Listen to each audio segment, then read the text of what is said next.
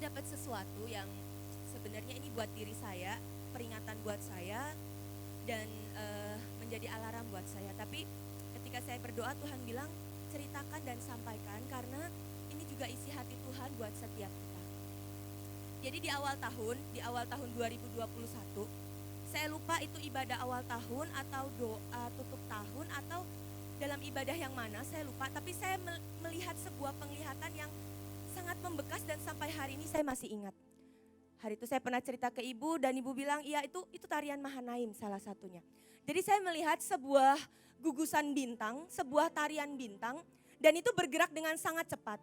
Jadi bukan cuma satu bintang tapi ada sangat banyak gugusan bintang dan mereka nggak cuma diem tapi mereka menari di sebuah suasana yang sangat gelap. Dan ketika mereka menari dengan sangat indah, kegelapan itu mengejar mereka. Tapi nggak pernah bisa, karena bintang-bintang itu bergerak dengan sangat cepat dan setiap kali mereka bergerak, mereka membentuk formasi yang sangat keren. Ada kadang mereka membentuk formasi sebuah keindahan, sebuah power, sebuah pendudukan. Jadi tarian itu benar-benar membekas di ingatan saya dan sampai hari ini. Dan saya menyimpan itu dalam hati saya. Sampai satu waktu, ternyata waktu kemarin Paskah ibu bilang ibu dapat tentang Yesaya 60. Dan ketika kita baca ayatnya berbicara tentang bangkitlah dan menjadi terang.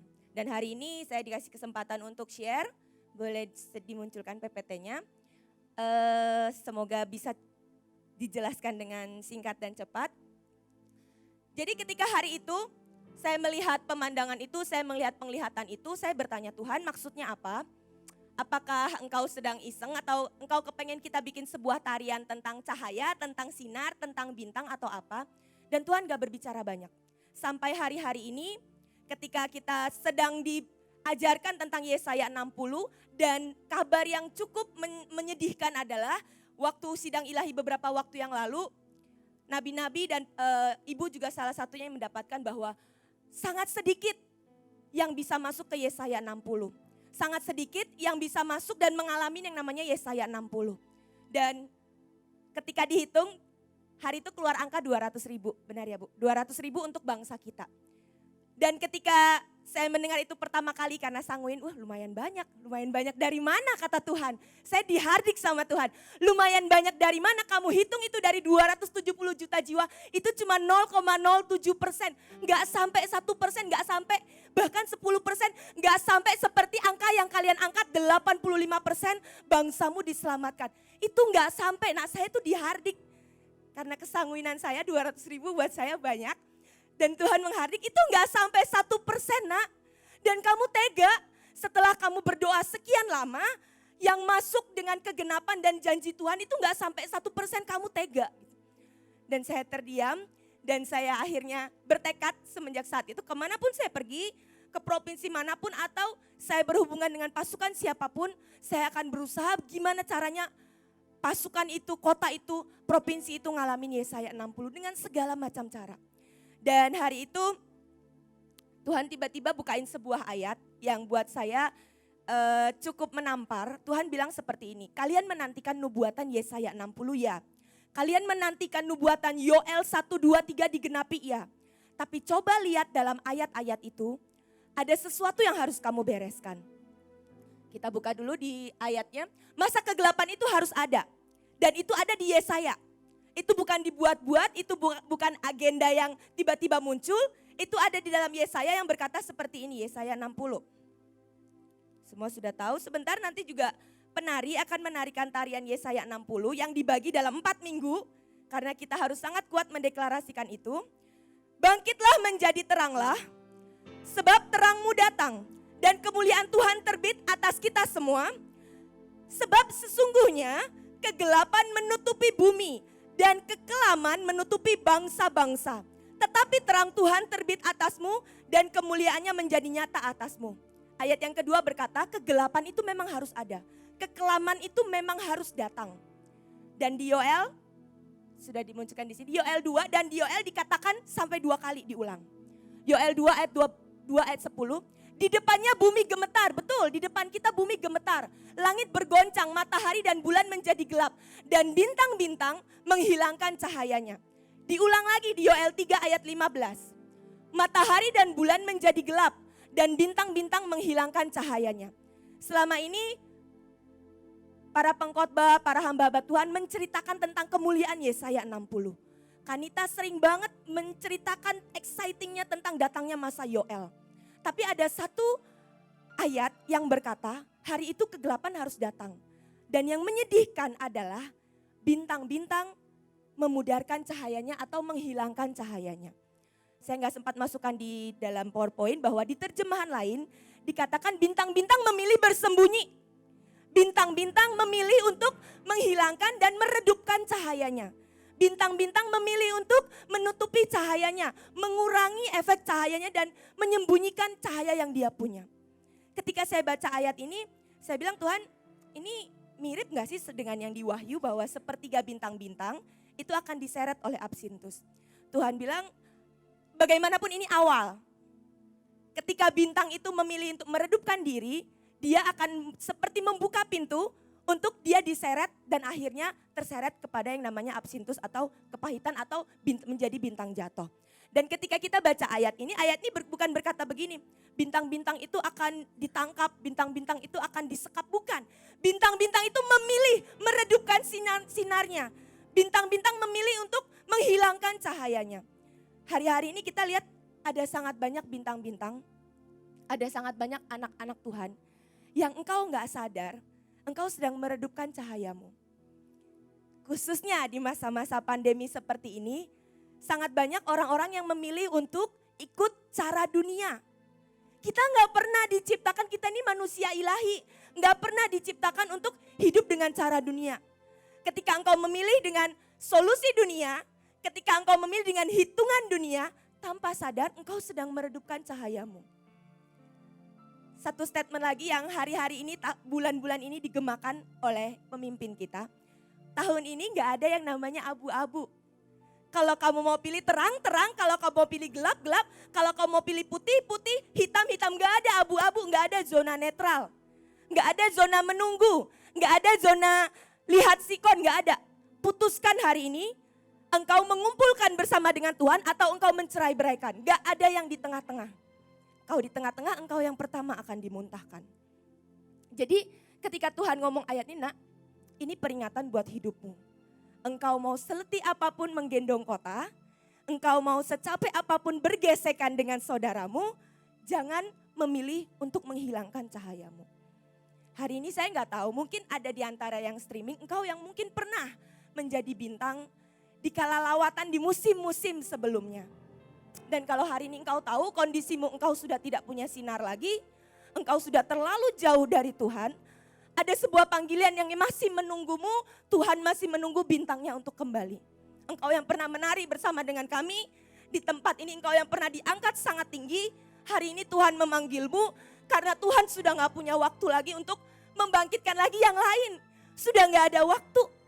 Kita ini di ujung dari putaran terakhir. Kita bukan lagi di masa-masa yang masih punya banyak waktu. Berkali-kali ibu bilang waktu Miel sama dengan waktu saya, omanya. Waktunya kita semua yang baru bertobat dengan para pemimpin-pemimpin yang udah 13 tahun, 20 tahun di Manaim, kita semua sama waktunya.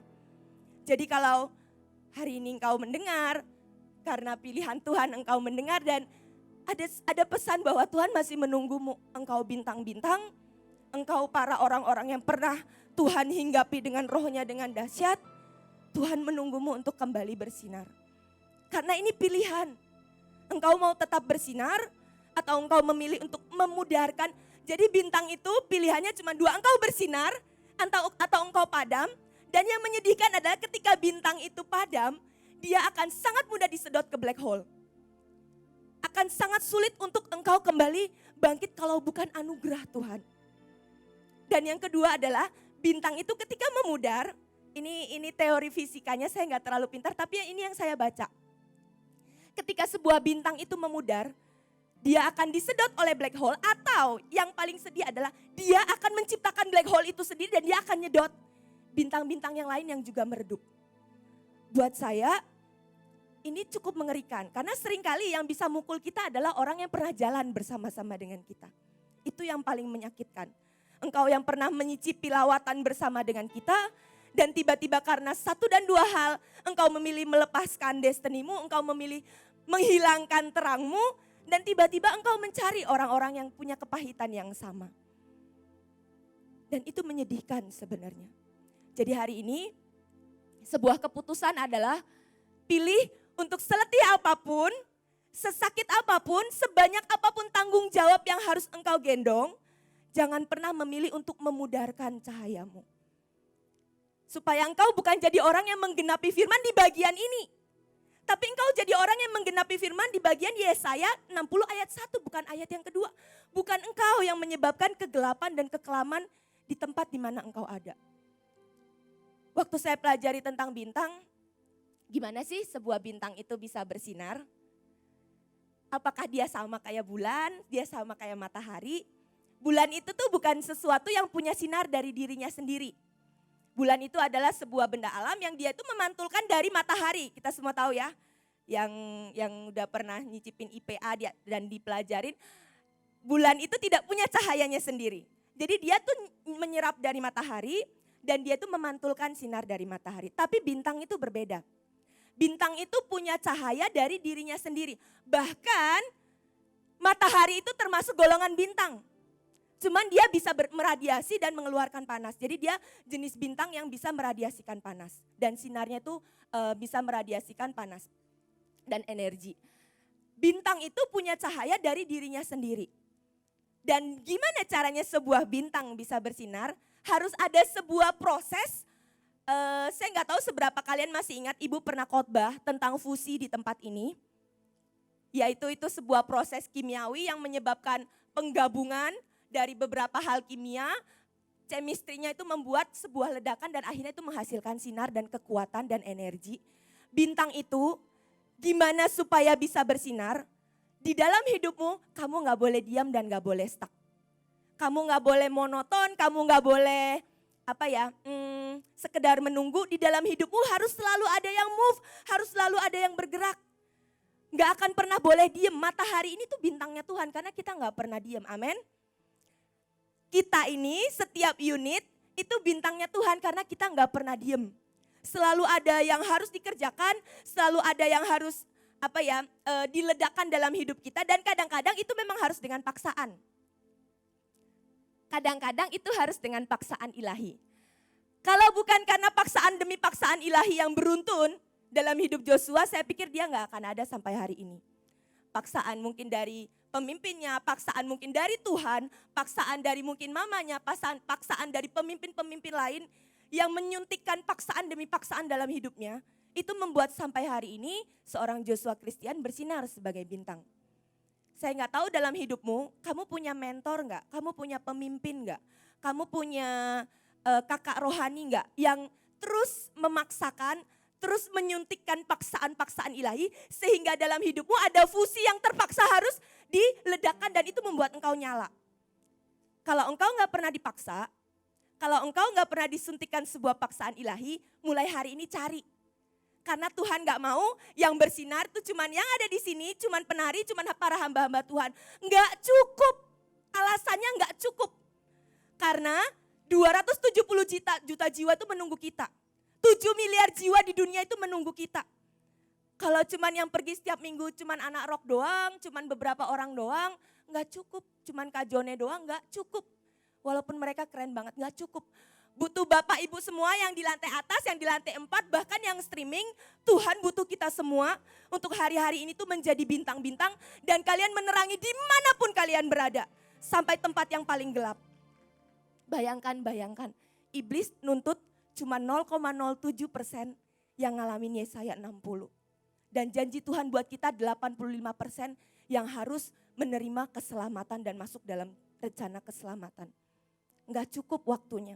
Ini kalau Miel udah bisa ngomong, udah bisa nginjil, paling udah diutus minggu depan. Kalau dia udah bisa ngomong. Enggak ada waktu. Enggak ada waktu untuk kalian tetap ada di sini. Saudara, ada firman yang berkata, terang itu tidak ditaruh di tempat yang bawah, tapi selalu ditaruh di atas. Dan juga ada firman berkata, engkau adalah garam dan terang dunia. Saudara tahu gak kalau hidup kita kebanyakan garam jadinya apa? Nggak pahit, darah tinggi. Tahu nggak kenapa Mahanaim sering banget gesekan? Kebanyakan garam di tempat ini. Garam itu berfungsi ketika engkau berpencar, ketika engkau menggarami tempat-tempat yang tawar. Bukan tempat yang udah banyak garamnya. Mahanaim kebanyakan bintang, Mahanaim kebanyakan garam. Makanya darah tinggi orangnya. Tapi mulai hari ini enggak. Bayangkan singa-singa, jenderal-jenderal semua kumpul gak pernah pergi. Yang ada gesekan, percayalah. Dan ibu akan sibuk beresin gesekan unit ini sama unit ini, pemimpin ini sama pemimpin. Tapi kalau ibu utus, semuanya pergi, semuanya aman. Benar ya Bu? Semuanya aman.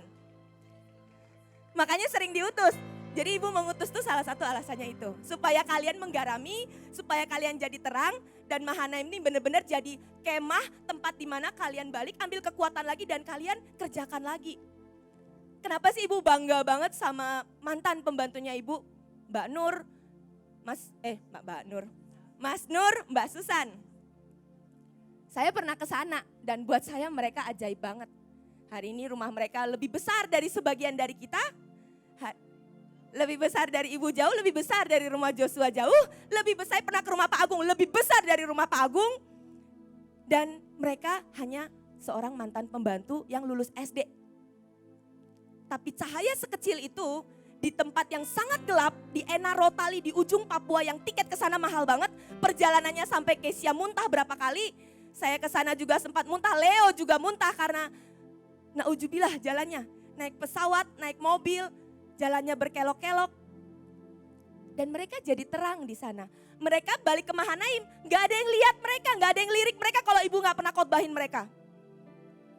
Bayangkan cahaya sekecil itu, bintang sekecil itu menjadi berkat yang sangat luar biasa di sana. Di Enarotali, satu kampung gak ada yang gak kenal mereka. Mereka disebut Pak Guru, Pak Pendeta, hamba Tuhan, pokoknya sampai bupati itu sowan sama mereka. Pemimpin-pemimpin itu sowan, minta apa dikasih. Minta tanah, minta wifi, minta segala fasilitas dikasih. Itu bintang yang berfungsi. Dan hari ini Indonesia gak cuma Enarotali. Indonesia ada Papua yang lain lagi, ada Sumatera yang lain lagi, di pedalaman yang lain lagi. Dan mereka menunggu kita semua. Mereka menunggu kita semua. Saya minggu lalu tuh ngobrol sama Leo. Tiba-tiba dia disambar Tuhan, mungkin jadi agak rohani. Dia bilang, saya nyesel banget.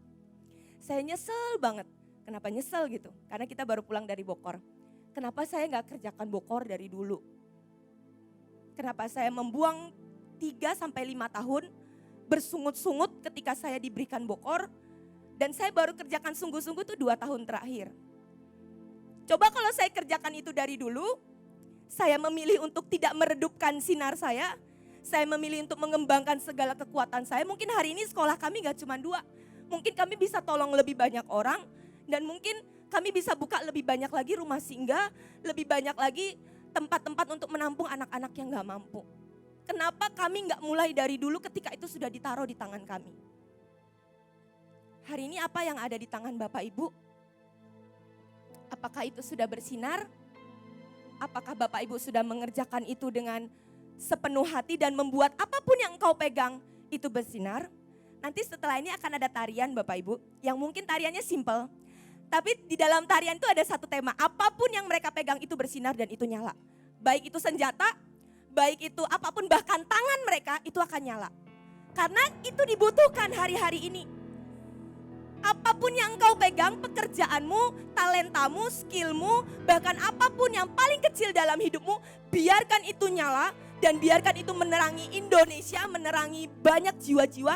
Karena hari-hari ini orang-orang di luar sana itu butuh tahu kebenaran itu yang mana. Engkau akan jadi bintang yang meredup ketika ada orang yang bertanya begini, menurutmu pandemi gimana? Enak, pandemi work from home, gak usah sekolah. Engkau sedang jadi bintang yang tidak membawa terang. Orang itu butuh tahu kebenaran bahwa pandemi ini adalah sebuah alarm. Kalau anak-anak Tuhan gak bangkit dan berdoa, gak bangun mesbah lebih kuat, sesuatu yang mengerikan sedang menunggu di depan. Itu kebenarannya. Ada ayatnya, ada dasar firmannya. Semua tanda-tanda zaman baca di Alkitab. Engkau gak akan jadi terang ketika orang bertanya, boleh vaksin apa enggak? Ini kontroversi. Tapi kalau engkau tidak menjawab seperti yang roh hikmat Tuhan taruh di hatimu hari itu, Terhadap orang ini engkau jawab seperti apa? Terhadap orang ini engkau jawab seperti apa? Tanya Tuhan. Jangan jawab yang tidak menolong orang lain. Engkau sedang memudarkan terangmu sebagai bintang Tuhan. Jadi kita semua, alarm hari ini, kondisi apapun di depan, jangan pernah redupkan cahayamu.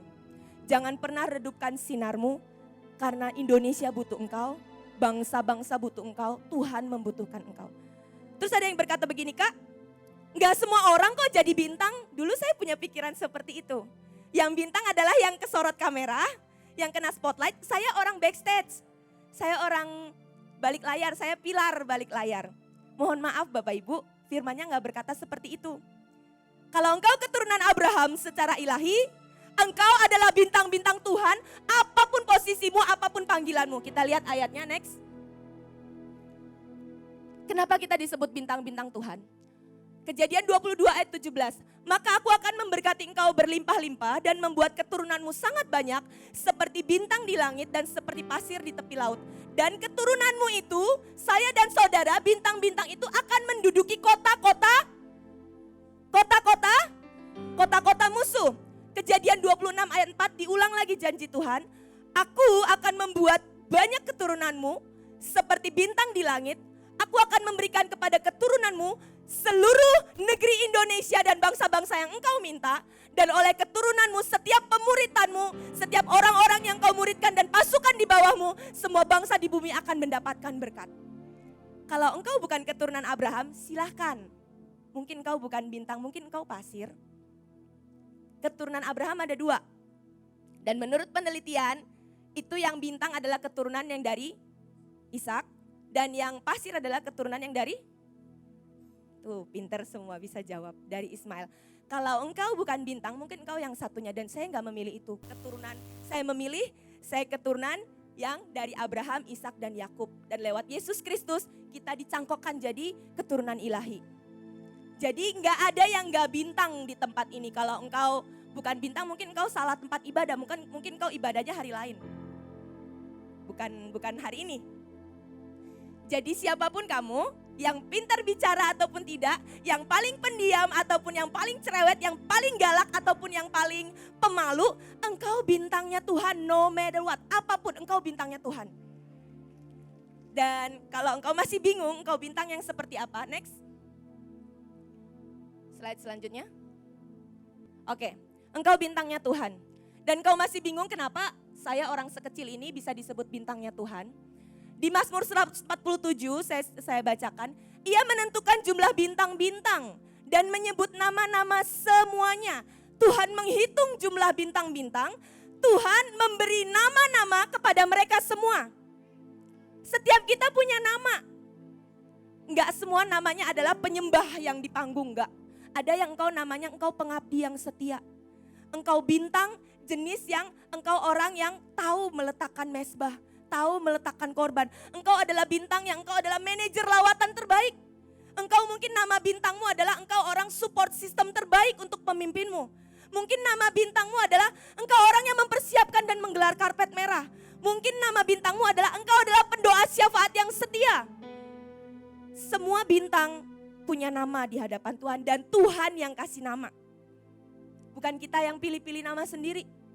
Alkitab mencatat Tuhan yang memberi nama kepada semua bintang-bintang. Dan itu spesifik. Dan Tuhan setiap kali memanggil engkau berdasarkan nama bintangmu. Hari ini engkau yang belum tahu, aku bintang apa ya? Aku bintang kejora, gak ada bintang kejora.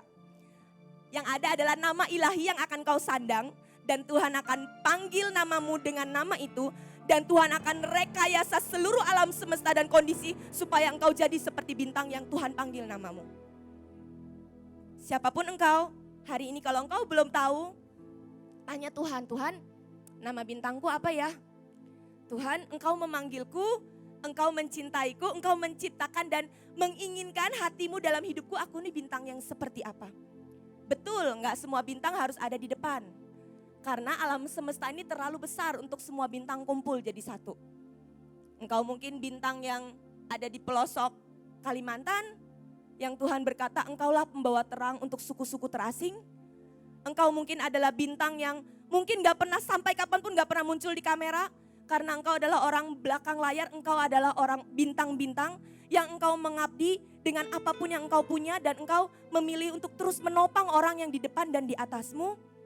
Mungkin engkau bintang yang seperti itu, tapi percayalah, Miel pun bintang. Sekecil ini pun dia bintang. Karena bagaimanapun dia keturunan demi keturunan yang mewarisi yang ilahi. Jadi apapun, siapapun, bagaimanapun kondisimu, engkau bintang hari ini. Jangan sembunyi. Setiap kali diutus atau setiap kali disuruh khotbah seperti saya, khotbah ya enggak mau, saya enggak khotbah sebagus yang lain gitu. Saya jadi bintang yang memilih untuk meredup kalau saya memilih seperti itu. Tapi apapun hari-hari ini yang dipercayakan dalam hidupmu, rekayasa, paksa dan segala kekuatanmu keluarkan sampai engkau bersinar dengan sangat kuat. Sampai sinarmu itu menolong banyak orang, orang jadi tahu. Saudara masih ingat gak beberapa tahun yang lalu, saya lupa 2 atau 3 tahun yang lalu ditemukan bintang atau apa gitu namanya Love and Joy. Dan ada bintang yang namanya Iin ya, ada bintang yang namanya Iin. Nah, boleh balik dulu slide yang sebelumnya, ada 3 kelompok bintang. 3 kelompok bintang. Ada 3 kelompok bintang yang saya tahu. Mungkin sebenarnya masih ada banyak lagi. Yang pertama adalah bintang yang, slide sebelumnya please. Yang pertama adalah bintang yang diseret oleh Absintus di akhir zaman. Itu ada di Wahyu 2, Wahyu 8 ayat 11. Lalu bintang yang redup, menurut saya kelompok bintang yang diseret dan bintang yang redup ini adalah satu mirip-mirip. Karena kalau engkau gak redup, engkau gak bisa diseret untuk turun. Kalau engkau tetap menyala, engkau gak akan bisa diseret menjadi bintang yang jatuh. Tapi ada satu kelompok bintang yang Alkitab mencatat di Matius 2 ayat 1-2. Sesudah Yesus dilahirkan di Bethlehem, di tanah Yudea pada zaman Raja Herodes, datanglah orang-orang Majus dari timur ke Yerusalem dan bertanya-tanya, di manakah dia, Raja orang Yahudi yang baru dilahirkan itu? Kami telah melihat bintangnya di timur. Dan kami datang untuk menyembah dia, menyembah Mesias yang baru dilahirkan. Di Matius 2 ada sebuah bintang yang dia menuntun raja-raja atau orang-orang yang dari tempat-tempat lain menuntun kepada keselamatan, menuntun kepada juru selamat. Kelompok kita yang kita pilih gak boleh kelompok yang diseret. Kita bukan bintang yang diseret, kita bukan bintang yang meredupkan, tapi kita adalah bintang yang menuntun banyak orang, kita menuntun para raja-raja untuk kenal yang namanya juru selamat. Seperti yang di Matius 2. Saudara kalau masih ingat hari-hari itu muncul bintang Iin, bintang yang sangat besar. Ada juga bintang Love and Joy. Setelah itu, saya gak tahu sih setelah itu, ada sangat banyak orang-orang penting yang tiba-tiba dipertemukan dengan kita. Ada jenderal bintang 2, jenderal bintang 3, ada sangat banyak. Ada donatur ini, donatur itu, pemimpin yang punya rumah sakit atau segala macam. Ketika sebuah bintang itu bersinar dan engkau menetapkan hati bahwa sinarku untuk mengajak orang ketemu sama juru selamat, tiba-tiba orang-orang itu akan datang. Bukan buat menyembah dirimu. Tapi engkau akan jadi sebuah clue, sebuah petunjuk, sebuah guideline yang menuntun orang kepada juru selamat. Tiba-tiba akan ada raja-raja yang datang dalam hidupmu. Siapa yang kau sembah? Aku kenalkan aku dengan Tuhan yang kau sembah. Aku punya pabrik, aku punya makanan-makanan yang mungkin 6 bulan expired. Tolong bagikan ini, pakai ini jadi alat penginjilan. Tiba-tiba engkau akan ketemu dengan raja-raja. Ketika engkau bersinar, engkau akan ketemu dengan orang-orang yang tiba-tiba meminta untuk engkau memperkenalkan siapa juru selamat itu. Jadilah kelompok bintang yang seperti itu. Tiba-tiba akan ada orang-orang yang datang dan melihat cahayamu dan berkata bahwa aku mau bawa persembahan. Aku mau membuka kotak perbendaharaan yang aku punya untuk juru selamat yang engkau tunjukkan kepadaku. Jadilah bintang-bintang yang seperti itu. Jangan jadi bintang-bintang yang attract orang untuk dirimu. Itu berbahaya. Tapi jadilah bintang-bintang yang engkau adalah guideline untuk menuntun orang kenal kebenaran, kenal juru selamat. Lalu di kitab Daniel 12 ayat 3, saya bacakan. Dan orang-orang bijaksana semua kita Mahanaim, Bahtera dan anak-anak Tuhan akan bercahaya seperti cahaya cakrawala. Dan yang telah menuntun banyak orang kepada kebenaran seperti bintang-bintang. Tetap untuk selama-lamanya orang-orang yang bijaksana akan bersinar seperti cahaya cakrawala. Amin Bapak Ibu. Siapa di sini yang mau jadi bintang-bintangnya Tuhan? Kalau ada kepahitan boleh meredup.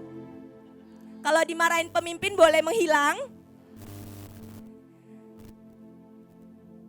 Kalian semua punya potensi yang sangat ajaib, percayalah. Yang satu punya kekuatan yang mungkin yang lain gak punya. Jangan jadi bintang yang meredupkan diri.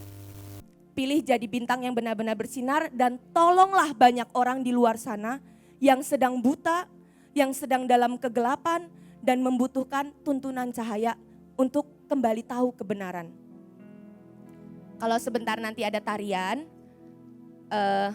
saya rindu setiap kita mengeluarkan sesuatu yang itu bercahaya. Mungkin itu HP-mu, nggak usah dikomando. Kalau engkau tahu Tuhan, ini jadi iman saya, ini jadi deklarasi saya. Mulai hari ini saya nggak mau memilih meredup, saya nggak mau memilih kabur dari proses pemimpin saya segalak apapun saya nggak akan kabur. Itu menolong saya untuk jadi bintang yang bersinar. Keluarkan cahaya entah itu dari HP atau engkau punya matahari yang bersinar atau engkau mungkin punya senter, mungkin ada yang bawa senter atau engkau punya pulpen yang nyala. Sepanjang tarian tidak untuk ditonton nanti. Tapi biar ini jadi deklarasi iman, biar ini jadi sebuah tindakan iman bahwa kondisi apapun di luar sana, segelap apapun, saya bintang yang tidak akan pernah redup.